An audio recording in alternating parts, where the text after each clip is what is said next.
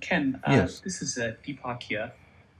Um, I have a question. Yeah. You sent out an email about there's a video with a preacher about some of the events that happened in the Capitol a couple of weeks ago.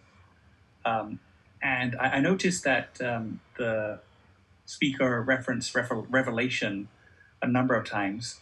Um, my question really is on the book of Revelation. How do you, when you read the book, it just seems very, very different to how, well, to me it does anyway, to how other parts of the Bible are written in terms of its imagery, um, its dimensions. How did the founding fathers actually put that into the Bible, and how did they actually say that is part of the, I don't know, the canon or whatever? Yeah.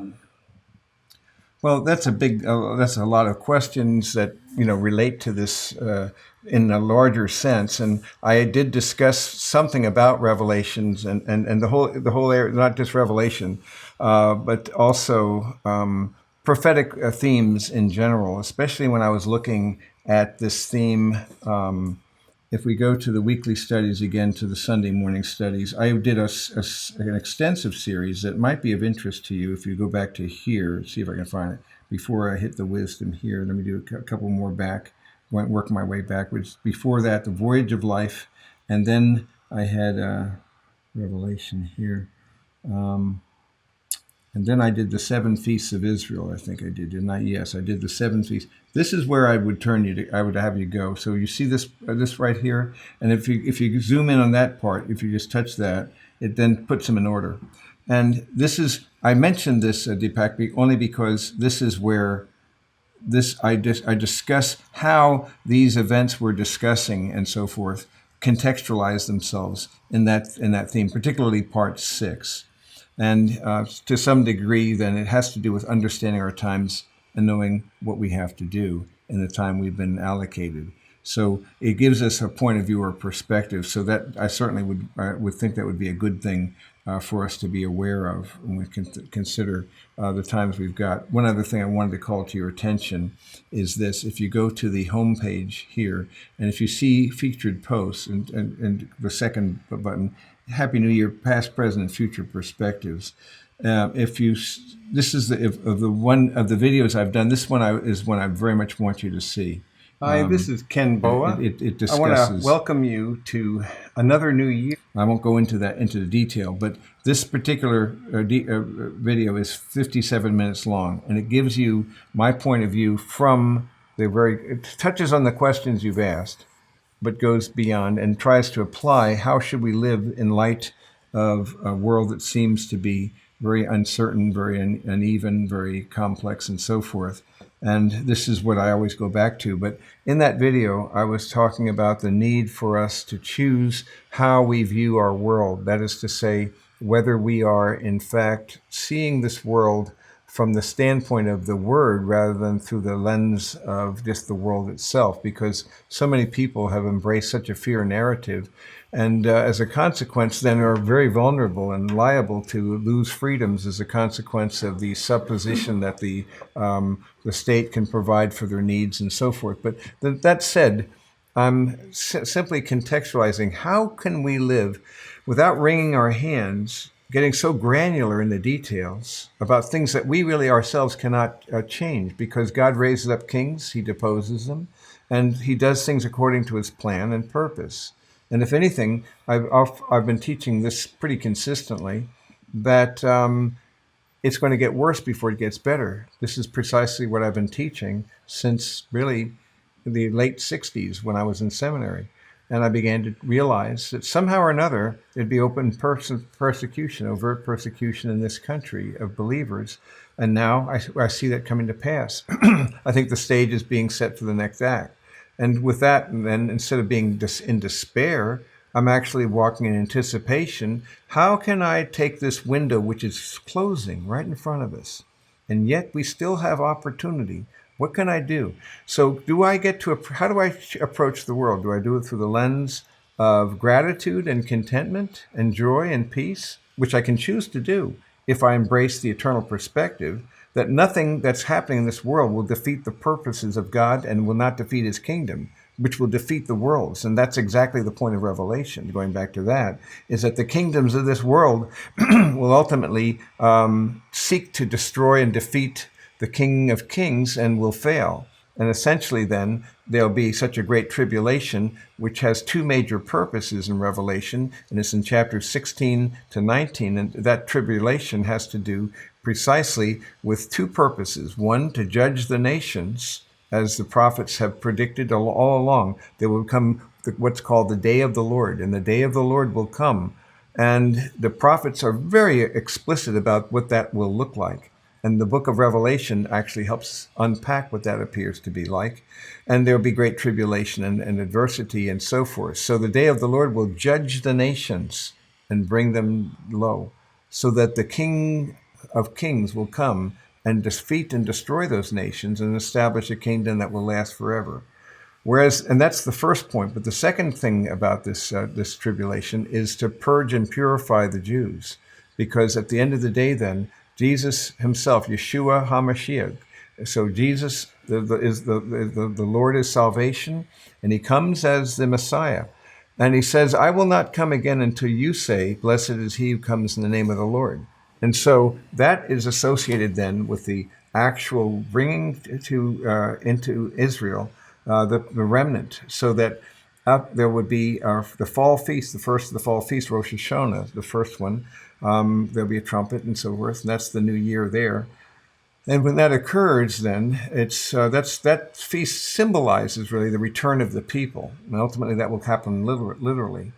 So as I see it, then it's to purge Israel, to purify them, to bring them to the point of back to their Messiah, and then they will collectively say, "Blessed is he who comes in the name of the Lord." When they say that, then he will come.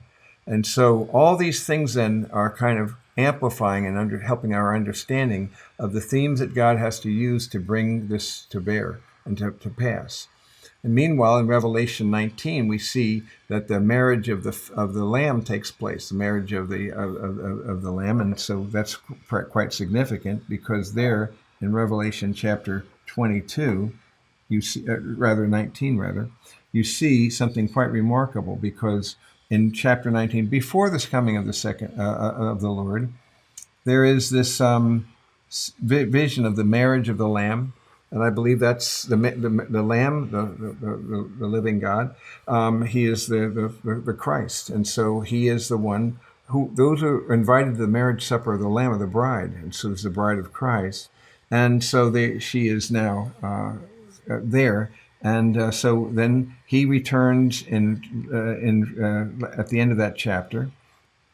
And so Revelation then is inviting us to have a context to get more clarity, to a more understanding. But as you well know, there are various views of the book of Revelation. And without getting in the ball lost in the weeds, I seek to just help people understand that here are different approaches you can take. I take it, though, that these things are real experiences that will occur that defy mere symbolic language. And so we go from there. There are different approaches one can take to the Revelation. So those are just some thoughts about that. But the main point of Revelation, as I see it in prophecy in general, is to help us understand how we are to live. And that's really the way I see it. Because if I go, for example, to 2 Peter, and I'm thinking about 2 Peter chapter 3, when he talks about how with the Lord a day is like 1,000 years, and 1,000 years like a day. So he's really not that long yet. He's going to come, and it will be very soon. It'll come like a thief. Heavens will pass away with a roar. The elements will be destroyed with intense heat.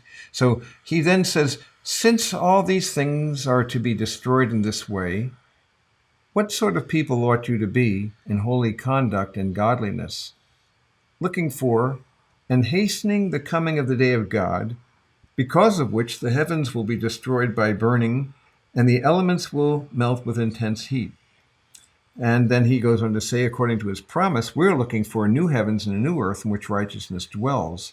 And that, of course, is going to be found, especially in Revelation chapter 20 to 22, 21 and 22, the new heavens and new earth, rather. And so how should you live in light of this then? Be diligent to be found by him in peace, spotless and blameless, and regard the patience of our Lord as salvation. And so he speaks then in such a way that I think it's compatible with what I often present here when I speak about this whole idea. This is a slide from my Decline of Nations presentation I did. Gosh, it was now back in 2005, where I did 10 points of comparison between the United States and Rome before its demise. And it was depressing then. It'd be even worse now. But the point is, this is what we should expect to see in those end days. So we are living in the midst of a crooked and perverse generation, I think more like Rome than any entity has been since that first century. But at the same time, you notice that our character is really what our calling is about. Our character and calling go together in the context of that. So you are to be men and women of character, above reproach, blameless, and innocent, who understand the times and know what you have to do. So that, like the men of Issachar, you understand what's going on. So I'm not to say that you are to be not aware of what's the process, because I'm teaching, I do a lot of teaching on why do we think the way we do? How did we get here? Where are we going? And the postmodernity and the mindsets that we have now entered into, which have redefined a number of things. But at the same time, you don't want that to be the thing that defines you. You need to be understanding so that you can leverage this opportunity in which God has sovereignly embedded you to be a light in the world, holding fast the word of life, so that in the day of Christ I may have cause to glory, because I didn't run in vain or toil in vain. So his point here then is when you and I live in that way. So what I try to do is encourage people then in these times, especially in these times, whatever your view politically is, it's not the issue. The issue is we can generally agree that there has been a diminishment of character in our culture, civility, fair-mindedness, hearing both sides of an argument, and a wide array of other things where people aren't thinking very clearly. Instead, they're emoting and they're calling names and pointing fingers, guilt by association, which aren't arguments. But instead, I think what you and I have to see is that we can choose to view grace and peace as a choice. I can look this day and I can say, does God really mean it when he says he works all things together for good for those who love him and are called according to his purpose? Is that true or not? If it's true, it means then just that. He raises up kings, he deposes them, but he's right on schedule. He's neither early nor late. He knows what we do not know. So we put our trust in our hands in him, in his hands. And so at the end, we recognize that is what gives us poise, peace, and purpose in this otherwise apparently disruptive and really degenerating and decadent culture in which we find ourselves. But rather, again, than think of and be in despair, I say, what is it that you've called me to do? I was born in this time. You've given me these gifts, this sphere of influence. Got to be for a reason. What does that look like? And that, to me, is what we really have to do, is focus on that. Is focus on what we've been called to do in light of the opportunities he's given us. That is something then that you discern by reviewing how you got here, where you are, what you bring to the table, what your ministry has been like, and so forth, and ask, if I had only 1 year left, if this was my last year, how would I live it? And so it's always a wise thing to recalibrate on an annualized basis. It just makes complete sense for us to do so. So those are just some thoughts about that. And yeah. Thank you, Ken. One last point. I mean, Ecclesiastes says there's nothing new under the sun, right? So yeah. Is that, can I apply, I mean, we can apply that to the pandemic and all this? Yeah. I think there are some things that are new, but I think what Koheleth, the preacher, is saying, that everything seems to be cyclical and finding themselves in cycles. But there are now, in our own time, some new things that have never been seen, and that are quite remarkable. No civilization has ever existed in the way we now see our civilization, whereby we see people who are moving away from that clarity and coherence and understanding. I'll see if I can find something that would be apropos for this purpose for you, because when I think about how If we look at the issue of culture, for example, and let me just go to see, we'll go to the library, just to help you out with this a little bit. If you go to culture here under the library, we're going to have a lot of things. Kingdoms and cultures in conflict. This is the New Year message again: past, present, and future perspectives. And then a wide array of other things, even things from Christianity and politics and so forth. National repentance and return. A wide array of things where we're trying to then look at the culture itself from various standpoints and to gain some sense of what we're here for and why we're here. We also have some talks on this whole idea of culture in terms of cultural chaos. Let's see if I can find that for you while I'm looking at it. This has a very good search engine here. If I can get this thing to go down here, there. So if I call cultural, okay, if I go here, I think that should do it. Yeah, so here we have it. Is this the right one? I thought we had a cultural chaos. Yeah, this is this In Question series we have. How do we respond to cultural chaos? And this is an edited transcript that you can see here. So actually, that if you want a good perspective of where we are, how we got here, and where we came from, where we're going, this would be a good way to begin. And so what we see here is Michael Stewart and I went through this a live Q&A session, and kind of an interview where he's doing this and In Question series. And so you can see it's a pretty extensive transcription. You see, it really goes into the sources of culture shaping, for example, and a wide array of things that could be of value to get a context for where we're living here and what's going on. So there are a lot of resources that we want to help folks to grasp and to see how that works. But this is an extensive article right here about the nature of our culture itself. It's much more extensive than I had remembered. It's even got footnotes on the thing. So that would be yet another approach. How do we respond to these things? So a lot of things of that nature so we do well to understand our times, know what we have to do. So we have to be aware. How did we get here? Why do we think the way we do? My associate Glenn Sunshine wrote a book with that topic. Why do you think the way you do? And he tells us why that's the case and how we've gone into worldviews and so forth and got to the present condition. And we lost a theistic consensus and became more and more naturalistic, materialistic. And then postmodernity sets in. And so there are certain trends and patterns that we see that really are fairly, in some respects, new. The first culture really that has no moral consensus, as far as I can see, that's been diminished to more the individual speculations and desires of what they want.